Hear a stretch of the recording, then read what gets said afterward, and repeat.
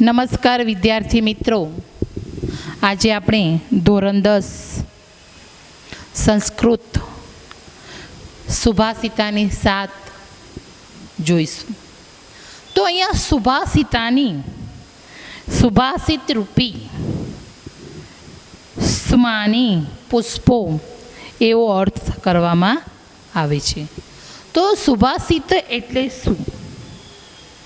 તો સુભાષિત એટલે સારી રીતે બોલાયેલું સત્ય, શિવ અને સુંદર વચન. આપણે એને સામાન્ય રીતે એવો અર્થ આપીએ છીએ. તો ષષ્ઠું ભાષિતમ સુભાષિતમ અર્થાત જે સારી રીતે કહેવામાં આવે છે તે સુભાષિત છે. સંસ્કૃતમાં આવા સુભાષિતોનો અખૂટ ખજાનો છે. સાહિત્યકારોની માન્યતા છે કે પૃથ્વ્યામ ત્રીણી રત્નાની જલમ અન્નમ સુભાષિતમ અર્થાત પૃથ્વી ઉપર 3 રત્નો છે: જળ, અન્ન અને સુભાષિત.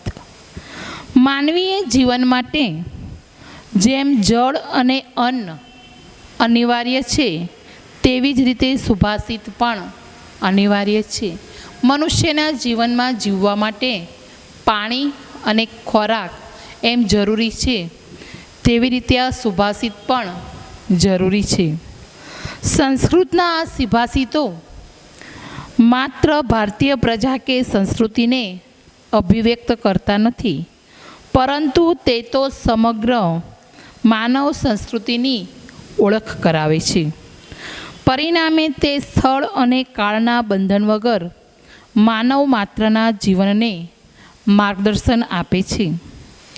અહીં માનવ જીવનમાં મૂલ્યોની સ્થાપના કરવાનો ઉપક્રમ હોય છે. વ્યક્તિના ચારિત્ર્ય ઘડતર માટે મિત્રની જેમ ને સહાયક બને છે. જીવનમાં જે ગ્રહણ કરવા યોગ્ય બાબતો છે તેમનું અનુકરણ કરવાથી માનવને કેવી રીતે સુખ અને આનંદની અનુભૂતિ થઈ શકે છે એના સરસ ઉદાહરણો પણ આ સુભાષિતો પૂરા પાડતા હોય છે. ટૂંક વાક્યમાં લાંબી વાત મૂકવાની વિશેષતા તો અહીં આપી જ છે.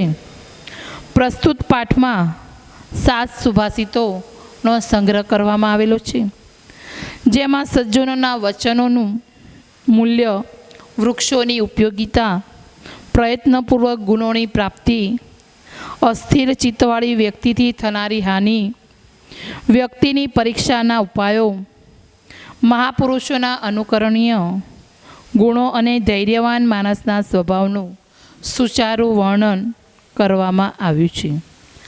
આવતીકાલના નાગરિકો અને આજના વિદ્યાર્થીઓમાં જીવનના મૂલ્યો, સદ્ગુણો તેમજ જીવન કૌશલ્યોનું સિંચન કરવાના ઉદ્દેશ સાથે આ સુભાષિત કુસુમો પ્રસ્તુત કરવામાં આવ્યા છે. આ સુભાષિતો છે એ તમને પરીક્ષામાં ભાષાંતર માટે પણ પૂછાય, અર્થ વિસ્તાર માટે પણ પૂછાય જ છે. બરાબર. હવે પહેલું સુભાષિત: સિદ્ધિ અસ્તુ લીલિયા પ્રોક્તમ શિલાલિખ અક્ષરમ અસિદ્ધિ શપથેના નાપી જલે લિખિતમ અક્ષરમ. તો સિદ્ધેસ્તુ, સિદ્ધેસ્તુ એટલે સજ્જનો.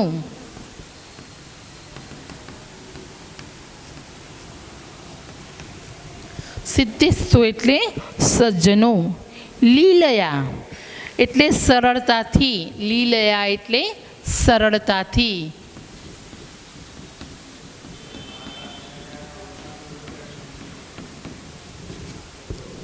સરળતાથી. પ્રોક્તમ એટલે બોલવું. પ્રોક્તમ એટલે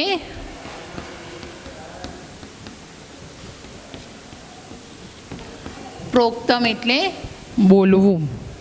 શિલાલિખિતમ અક્ષરમ એટલે શિલા એટલે પથ્થર પર લખેલા અક્ષર જેવું છે. બરાબર. સજ્જનો દ્વારા રમતમાં કહેલું, બોલેલું પથ્થર પર લખેલા અક્ષર જેવું છે. અસિદ્ધિ એટલે દુર્જનો, સિદ્ધિ એટલે સજ્જનો, અસિદ્ધિ એટલે દુર્જનો. દુર્જનો દ્વારા શપથેનાપી એટલે શપથ એટલે સોગંદ, શપથ વડે. જલે એટલે પાણી, લિખિતમ અક્ષરમ લખેલા અક્ષર જેવું છે. દુર્જનો દ્વારા સોગંદ વડે પણ કહેલું પાણીમાં લખેલા અક્ષર જેવું છે. જો આ અક્ષરો જે છે પાણીમાં લખવામાં આવે એ તો સમુદ્ર છે, સમુદ્ર કિનારા ઉપર જે અક્ષરો છે એ અક્ષરો આપણે પાણી લખેલું હોય છે તો પાણી આવતા આપણા લખેલા અક્ષરો શું થાય છે? ભૂસાઈ જાય છે. તો તમને આ અર્થ વિસ્તાર આવે તો પ્રસ્તુત સુભાષિતમાં સજ્જનોના વચનોનું મૂલ્ય દર્શાવવામાં આવેલું છે. જે સજ્જન માણસ છે એ સજ્જન માણસ અહીંયા મહત્ત્વ એનું સ્થાન પણ કેવું છે? વિશેષ છે. સુભાષિત એટલે જો તમને અર્થ વિસ્તાર પર આનો લખવાનો છે તો સુભાષિત એટલે સારી રીતે કહેવાયેલું વચન, જેમાં માનવ જીવનને ઉપકારી એવા બોધ, પ્રશંસા, ઉપાલંબને વ્યવહાર જ્ઞાન વડે સરળતાથી આપવામાં આવ્યા છે. અહીં સત્પુરુષોનું વચન એ પથ્થરની લકીર જેવું હોય છે. જે મનુષ્યએ વચન આપેલું છે એ પથ્થરની લકીર જેવું હોય છે. તેઓ રમતમાં કે કહેવા ખાતર કે કોઈ સહેલાઈથી જે કાંઈ બોલી જાય તે ગમે તે ભોગે પણ તે પાળે છે. જ્યારે દુર્જન લોકો છે એ ચાલાક અને દુષ્ટજનોને મન પોતાને બોલ કે વચનની કોઈ જ કિંમત હોતી નથી. એટલે એ જે બોલે છે એ ગમે મિથ્યા હોય છે, નકામું હોય છે, એ જૂઠું બોલે છે.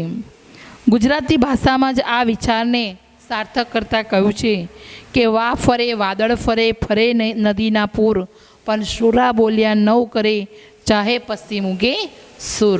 એટલે વાદળા ફરે, નદીના પૂર ફરે, પણ સુરવીર જે ક્ષત્રિય બોલેલે છે એ બોલેલા વચનને પાળે છે. આ મહાપુરુષોના અને સજ્જનોના વચન અમૂલ્ય હોય છે. તેઓ પોતાના બોલ પ્રમાણે જ ગમે તેવી વિકટ પરિસ્થિતિમાં પણ આચરણ કરે છે અને પોતાના સિદ્ધાંત અને વચનને બદલી નાખે છે.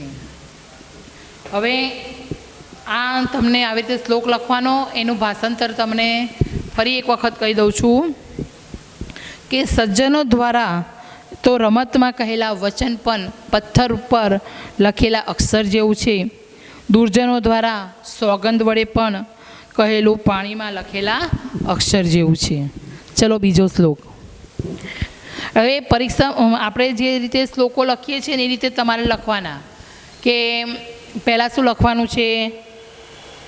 આ શબ્દો લખવાના, સંસ્કૃત લખવાનું અને પછી એનું ભાષાંતર કરવાનું. બીજો શ્લોક. સેવિતવ્યો મહાવૃક્ષ ફલ છાયા સમન્વિત, યદિ દૈવત ફલમ નાસ્તિ છાયા કેન નિર્વાયતે. સેવિતવ્યો, સેવિતવ્યો એટલે સેવન કરવા યોગ્ય. મહાવૃક્ષ એટલે મહાન વૃક્ષ, વિશાળ વૃક્ષ. ફલ છાયા સમિન્વિતિ, સમિન્વત ફળો અને છાયાથી યુક્ત. યદિ દૈવાત ફલમ, યદિ એટલે જો, દૈવાત એટલે ભાગ્યવશાત, ફલ એટલે ફળ, કેન નિવાર્યતે કોણ નિવારી શકે છે. હવે એના દરેક વાક્ય જે ગુજરાતી કરેલું છે એનું ભેગું કરવાનું.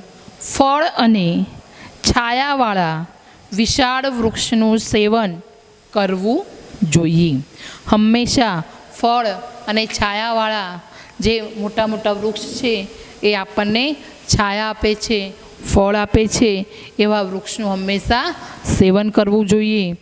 જો ભાગ્યવશાત તેના ઉપર ફળ ન હોય તો છાયાને કોણ નિવારી શકે છે? જો એની ઉપર ફળ ન હોય તો એ છાયાને કોઈ નિવારણ કરી શકતું નથી. આનો પણ તમારે અર્થ વિસ્તાર પરીક્ષામાં આવે જ છે. તો પહેલાં સંસ્કૃત લખવાનું, એનું ભાષાંતર કરવાનું અને પછી લખવાનું કે ફળો અને છાયાવાળા વૃક્ષો, વૃક્ષનું સેવન કરવાથી તેના ઉપર મધુર ફળોનો અને તેની છાયાનો લાભ દરેક મુસાફરોને મળતો હોય છે. જો તે વૃક્ષમાં ફળ ન આવતા હોય તો પણ તે છાયા તો આપે જ છે. તે છાયામાં વિસામો લઈને શાંતિ મેળવી શકાય છે. જે મહાપુરુષોની આશ્રય લેવાથી આપણને જરૂર લાભ થાય છે. આપણે કહીએ છીએ કે ભાઈ વૃક્ષ ઉપર ફળ નથી, તો એ ઝાડ એ વૃક્ષ ફરી આપણને ક્યારેય કામમાં લાગતું નથી. પણ એની છાયા, જે ઉનાળાની ગરમી હોય છે, એ ઉનાળામાં તે છાયા નીચે આરામ કરીને પોતાનો થાક દૂર કરે છે. એ છાંયડો તો આપે જ છે. એવી રીતે મહાપુરુષો પણ અજ્ઞાની લોકોને પણ જ્ઞાન આપે. એમનામાં જ્ઞાન છે, અજ્ઞાનીની પાસે જ્ઞાન નથી, છતાં એમને જ્ઞાન આપે જ છે અને એ જ્ઞાન ગમે ત્યારે કામમાં આવે છે. બરાબર. ફરી એક વખત ભાષાંતર બોલી જાઉં છું. ફળ અને છાયાવાળા વિશાળ વૃક્ષનું સેવન કરવું જોઈએ. જો ભાગ્યવશાત તેના ઉપર ફળ ન હોય તો તે છાયાને કોણ નિવારી શકે છે. ત્રીજો શ્લોક. આરોપ્યતે શિલાશૈલે યત્નેન મહત્તા યથા નિપાતત્યે શૃણેનાથ તથા આત્મા ગુણદોષયો. આરોપ્યતે એટલે આરોપણ કરવા માટે, શિલા એટલે પથ્થર, શૈલે એટલે પર્વત ઉપર, યત્નેન એટલે યત્નો વડે, મહત્તા યથા યથા એટલે જ્યારે, નિપાથ્યતે નીચે પાડી નાખવામાં આવે છે, શ્રોણિનાદઃ તથા ગુણદોષાયા તેવી જ રીતે આત્માના ગુણ અને દોષની બાબતમાં પણ છે. જો ફરી એક વખત, આરોપ્યતે શિલા, જેમ ભારે પ્રયત્ન કરવાથી પર્વત ઉપર ચડવામાં આવે છે. હવે આપણે જે ચઢાણવાળો રસ્તો હોય એની ઉપર આપણે સરળતાથી ચડી શકતા નથી. ઉતરતા વાર લાગતી નથી, પણ ચઢાણવાળા રસ્તા ઉપર ચડતા વાર લાગે છે. જેમ ભારે પ્રયત્નથી શિલાને પર્વત ઉપર ચડાવવામાં આવે છે, પણ તે ક્ષણવાર થોડી જ વારમાં તે નીચે પડી જાય છે, તે જ પ્રમાણે આત્મા અને ગુણની બાબતમાં પણ છે. બરાબર. તે જ રીતે આત્મા અને ગુણની બાબતમાં છે. ફરી એક વખત. જેમ ભારે પ્રયત્નથી શિલાને પર્વત ઉપર ચડાવવામાં આવે છે, પણ તે ક્ષણવારમાં થોડી વારમાં જ એ ઉપરથી નીચે પડી જાય છે, તે પ્રમાણે આત્માના ગુણ અને દોષની બાબતમાં એ જોવા મળે છે. હવે પર્વત છે, પર્વત ઉપર એ નાનો પથ્થર ચડાવવામાં આવે છે તો એને ચડાવતા વાર લાગે છે, પણ ઉપરથી નીચે છોડવામાં આવે છે તો એ ગગડીને શું થાય છે, નીચેની તરફ આવી જાય છે અને ઝડપથી આવે છે. બરાબર ને? આવડી ગયો આ શ્લોક. હવે ચોથો. ક્ષણે રૂષ્ટ શને તુષ્ટ તુષ્ટ ક્ષણે ક્ષણે. ક્ષણે રૂષ્ટ એટલે ક્ષણવારમાં ક્રોધે ભરાતા, ક્ષણવારમાં સંતુષ્ટ થનારા, રૂષ્ટ તુષ્ટ શણે શણે. આમ ક્ષણમાં ગુસ્સે થતા અને ક્ષણમાં સંતુષ્ટ થનારા. અવ્યવસ્થિત ચિત્તસ્ય પ્રસાદો અપી ભયંકર. સંતુષ્ટ પામનારા અવ્યવસ્થિત ચિત્તવાળાની કૃપા પણ ભયંકર હોય છે. ફરી એક વખત. ક્ષણે રૂષ્ટ ક્ષણમાં ગુસ્સે થનારા, ક્ષણમાં સંતુષ્ટ પામનારા અને ક્ષણમાં ક્રોધે ભરાતા અને ક્ષણમાં સંતુષ્ટ પામતા અવ્યવસ્થિત ચિત્તવાળાની કૃપા પણ ભયંકર હોય છે. એટલે ઘડીકમાં ગુસ્સે થઈ જાય છે, ઘડીકમાં શાંત થઈ જાય છે. એની એવા મનવાળા પણ એમની કૃપા કેવી હોય છે, ભયંકર હોય છે. હવે જે પરીક્ષામાં આવે છે 5મો શ્લોક, અર્થ વિસ્તાર માટે તમારા મોસ્ટ આઈએમપી. 6થો શ્લોક એનું તમારે સંસ્કૃતમાં તૈયાર કરવાનું. યથા ચતુર્ભિ કનકમ પરીક્ષતે. યથા એટલે જેમ, ચતુર્ભિ 4, કનકમ પરીક્ષતી, કનક એટલે સોનાની, પરીક્ષતી એટલે સોનું પરખાય છે. જેમ 4 રીતે સોનું પરખાય છે. હવે કયા 4 એ નીચે લખેલું છે. નિઘર્ષણ. નિઘર્ષણ એટલે કે ઘસવું, છેંદેન એટલે કાપવું, તાપમ એટલે તપાવવું અને તાંડનેની એટલે ટીપવું.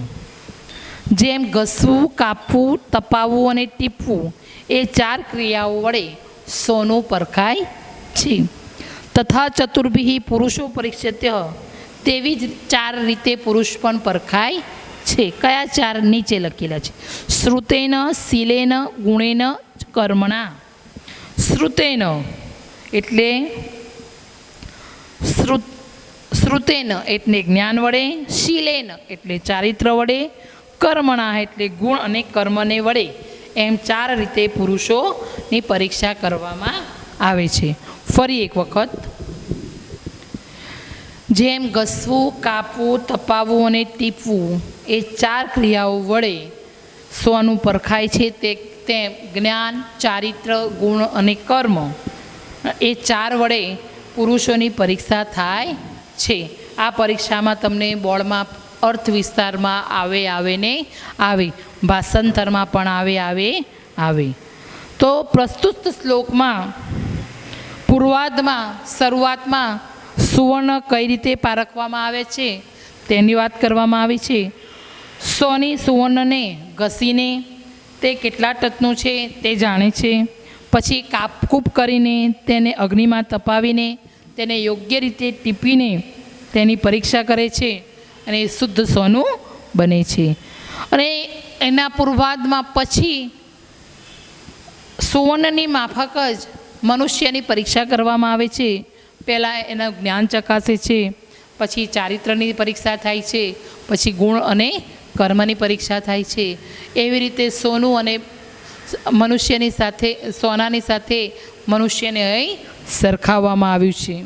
બરાબર. આગળ, આપત્સુ રામ સમરેશુ ભીમ દાનેશુ કર્ણસ નયનેશુ કૃષ્ણ ભીષ્મ પ્રતિજ્ઞા પરિપાલનેશુ વિક્રાંતા કાર્યશો ભવાજને અંજનેય. આ શ્લોક તમારે સંસ્કૃતમાં તૈયાર કરવાનો, આમાંથી આ સંસ્કૃતમાં આવે છે. બરાબર. આપત્સે રામ, આપત્યોમાં રામ, સમરેશુ યુદ્ધ, યુદ્ધોમાં કર્ણ, યુદ્ધોમાં ભીમ, દાનેશુ કર્ણ, દાનમાં કર્ણ, નનેશુ કૃષ્ણ, નિત્યોમાં કૃષ્ણ, દાનેશુ કર્ણશ નયેશુ કૃષ્ણ, નિત્યોમાં કૃષ્ણ, પ્રતિજ્ઞાનું પાલન કરવામાં ભીષ્મ, ભીષ્મ પ્રતિજ્ઞા પરિપાલનેશુ, પ્રતિજ્ઞાનું પાલન કરવામાં ભીષ્મ, વિક્રાંત કાર્યશુ અને પરાક્રમના કાર્યોમાં ભવા અંજનેય, અંજના પુત્ર હનુમાન હજો. ફરી એક વખત ભાષાંતર. આપત્યોમાં રામ, યુદ્ધોમાં ભીમ, દાન કાર્યોમાં કર્ણ, નીતિઓમાં કૃષ્ણ, પ્રતિજ્ઞાનું પાલન કરવામાં ભીષ્મ અને પરાક્રમના કાર્યોમાં અંજના પુત્ર હનુમાન હજો. હવે છેલ્લો શ્લોક. પ્રારંભાતેન ખલુઃ વિઘ્નભયેન નિચૈઃ પ્રારંભ વિઘ્નવયાતા વિરમ્યન્તિ મધ્યાઃ વિઘ્નૈઃ પુનઃ પુનરપી પ્રતિ હનુમાનાયા પ્રારભ્ય ચોતમાજના પરિત્યજંતિ. વિઘ્નના પ્રારંભેતુ એટલે શરૂઆતમાં, ન ખલું ખરેખર નથી, વિઘ્ન ભયે નીચેહી ભયના નીચે માણસો ખરેખર આરંભ કરતા નથી. પ્રારંભ વિઘ્ન વિહિતા વિરિમતિ મધ્યાઃ કાર્ય શરૂ કરીને વિઘ્નોથી હેરાન પરેશાન થતા મધ્યમ પ્રકારના માણસો અટકી જાય છે. વિઘ્નહી પુનઃ પુનરપી અને વિઘ્નોથી ફરીને હેરાન થતા છતાં પ્રારંભે ચોતમાજાનામ પરિત્યજંતી ઉત્તમ પ્રકારના માણસો આરંભેલું કાર્ય ક્યારેય છોડતા નથી. ફરી એક વખત, વિઘ્નના ભયથી નીચે માણસો ખરેખર આરંભ કરતા નથી. કાર્ય શરૂ કરીને વિઘ્નોથી હેરાન પરેશાન થતા મધ્ય પ્રકારના માણસો અટકી જાય છે અને વિઘ્નોથી ફરીને હેરાન થવા છતાં ઉત્તમ પ્રકારના માણસો આરંભાયેલું કાર્ય ક્યારેય છોડતા નથી. પહેલાં શ્લોકો લખવાનું, ભાષાંતર લખવાનું અને સંસ્કૃતના શ્લોકો લખવાના. બરાબર. શબ્દો લખવાના, સંસ્કૃત લખવાનું, ભાષાંતર લખવાનું, સ્વાધ્યાય કરવાનું. ખબર પડી ગઈ ને? જય હિન્દ, જય ભારત.